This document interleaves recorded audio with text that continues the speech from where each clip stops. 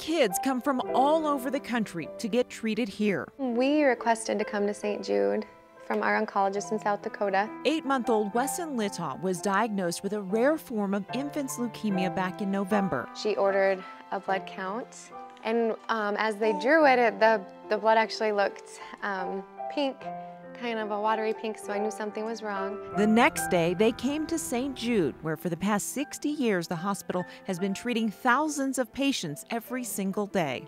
It's amazing. You just feel very comfortable being at St. Jude. It seems like whatever goes wrong with his cancer, with him, it just gets taken care of. Here, the one day they thought he might have had an infection, and we saw, was it 8 doctors within about an hour span.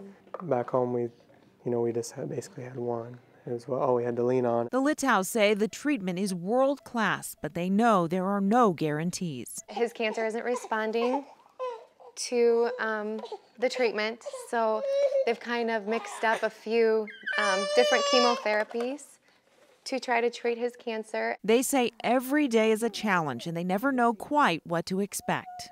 They haven't really given us, I don't know. We don't really know what to expect because they haven't seen an infant leukemia that doesn't respond to chemotherapy.